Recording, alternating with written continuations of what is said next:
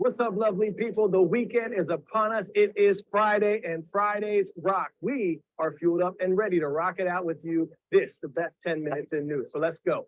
We start with continuing coverage on the intense weather systems sweeping across the United States. There's a strong chance that many of you watching right now have already seen your neighborhood impacted. More than 65 million people across 29 states, from as far west as California to as far east as Maine, were under winter weather alerts, warning of heavy snow, severe icing, extreme cold. 850,000 people went without power. More than 1,700 flights were canceled.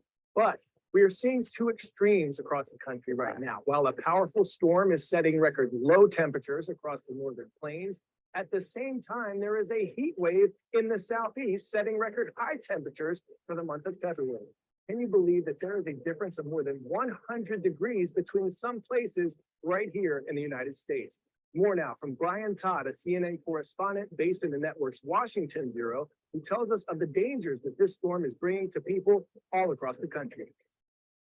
In Wyoming, a state trooper has to scramble out of the way as a runaway truck almost hits him. Dangerous conditions on a snowy road in Truckee, California, caused this car to flip.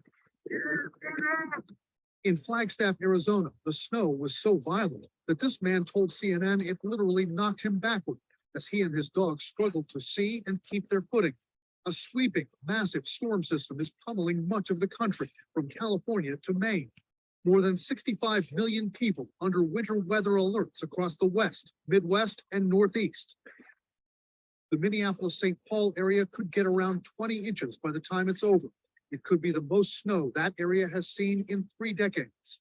Minnesota's governor discussed the dangers they prepared for. The goal is not to have to pull somebody off the interstate, but we're prepared to do so if that happens. The goal is to make sure that we're ready if there's power lossage, being able to keep the highways and move emergency vehicles as quickly as we can. Conditions so severe in Minnesota that ambulances have to be specially equipped. We do have shovels on our ambulances. We have salt and sand mixtures as well to help us out. And we have a few sleds if we need to use them. California getting hit with snow in places that don't often experience it. We are going to see low snow all the way from the Oregon border to the Mexican border. North of Los Angeles, a long stretch of vehicles is stopped on State Route 58 as the Highway Patrol warns motorists. We are asking everybody to avoid the area, make alternate plans, drive a different day. But in different areas, different impacts. Near San Jose, high winds snapped trees, brought down power lines, and caused widespread power outages. These old Victorians, the wood is so old, if there's a spark, that's what really worries me. High winds caused so-called brownout conditions and several vehicle accidents in the Texas Panhandle. And with this massive system, thousands of flights have been canceled, according to the flight tracking site FlightAware. It says the airports in Minneapolis, St. Paul, Detroit, and Denver are getting hit hardest. 10-second trivia. A group of penguins in the water is referred to as which of the following? Huddle, colony, waddle, or raft?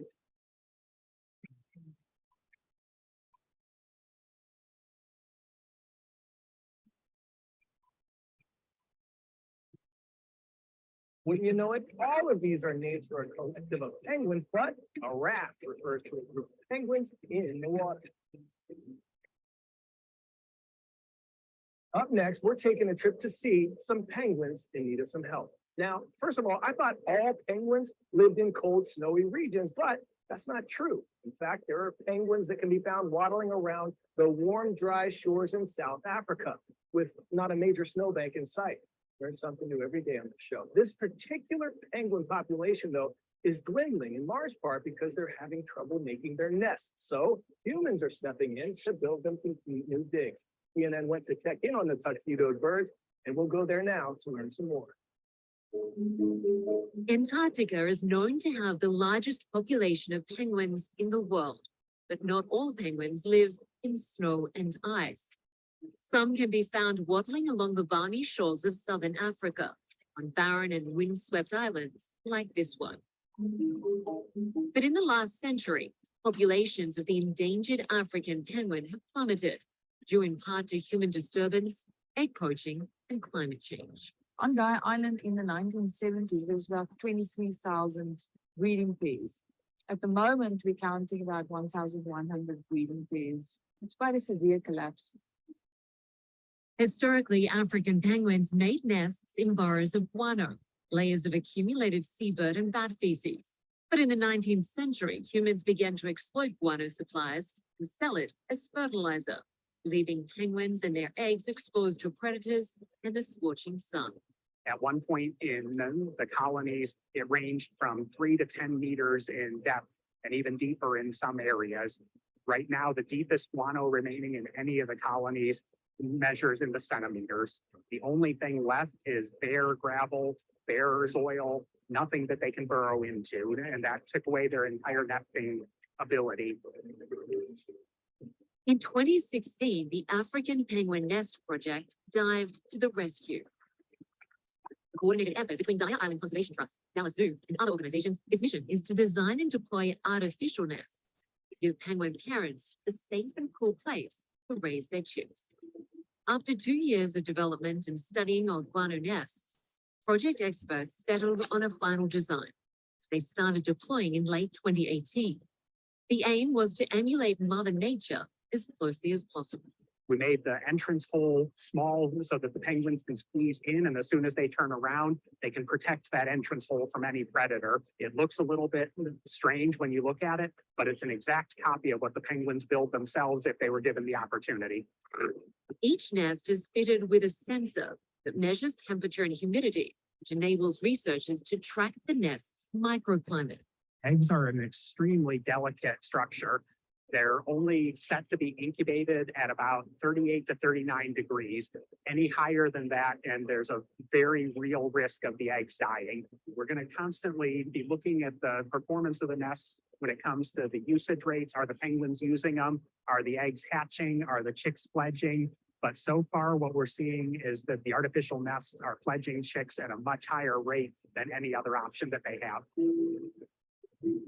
Funded by donations or by people sponsoring individual nests, Graham says the project has so far installed more than 1,500 nests around South Africa's penguin colonies.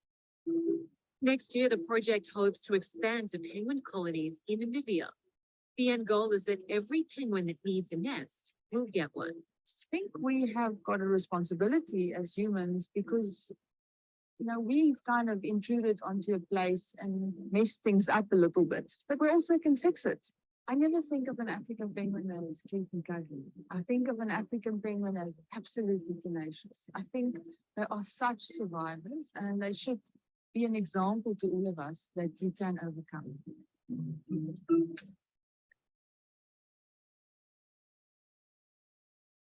Today's story getting a 10 out of 10, a pup with a celebrity smile. Check out this crooked grin canine. Its name, Paul Ruff, named after actor Paul Rudd.